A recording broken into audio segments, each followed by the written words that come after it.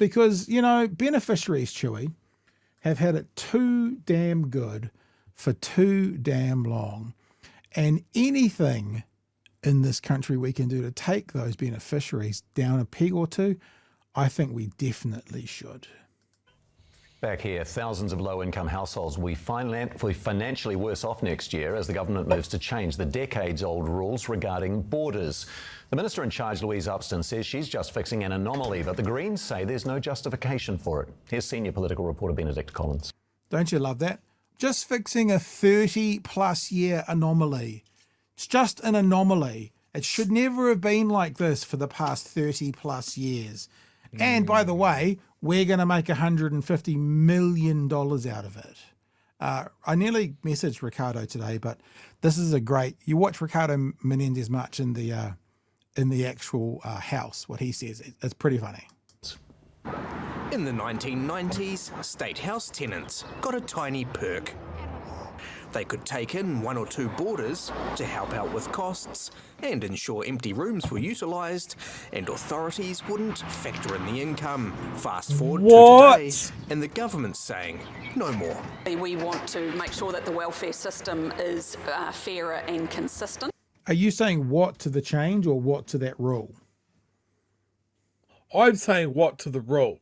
Yeah, that's always been these the are way. people that are living in public housing while we have a housing crisis, and the government is saying, no, don't house people in the public housing. So there's several, we'll go through the whole thing, but there's several layers to this. Yes. So obviously the obvious question is and it's not just state tenants, it's any beneficiary really, who has a boarder doesn't get, because it's hard to go, well, if you're a boarder, that means you're doing meals as well, and electricity and one. So it's hard to get all those things. What is it exactly? So you can have boarders. So if they're not flatmates, if they're boarders, it doesn't come in. It's the same for IRD. It's not considered income for the IRD either. Now they're going to take that away, and it's still unclear, is that going to come away from everybody? Like, will it start to be income for IRD as well? Or is it just from beneficiaries? Because she's talking about the welfare system here, which is a lovely Margaret Thatcher type phrase.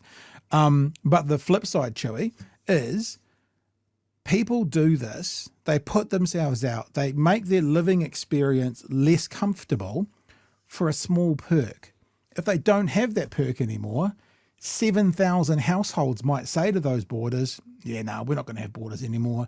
And then where are those 7,000 people going? Maybe more. Maybe it's more like 10,000 people, because you might have some of those houses might have 2 boarders. Where are those 10,000 people now going to go?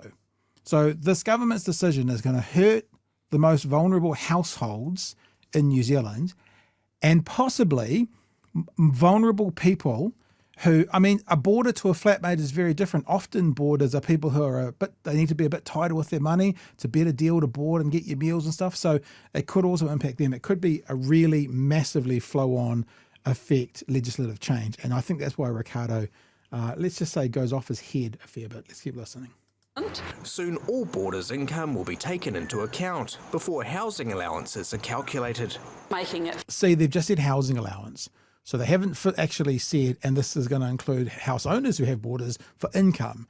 So it might literally just be slamming beneficiaries who get a housing allowance, but leaving the wealthy homeowners who choose to have a boarder all alone. Unclear on that yet, but they're not talking about homeowners and income. They're talking about beneficiaries and housing allowances. Fairer, so that all income is taken into consideration for housing assistance.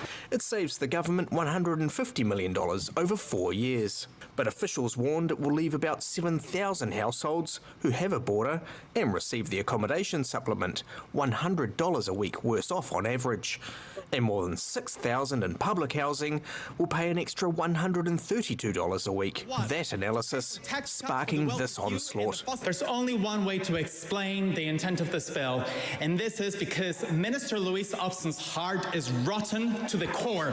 And he's not backing down. How else can you explain taking away $100 on average each week from some of our poorest?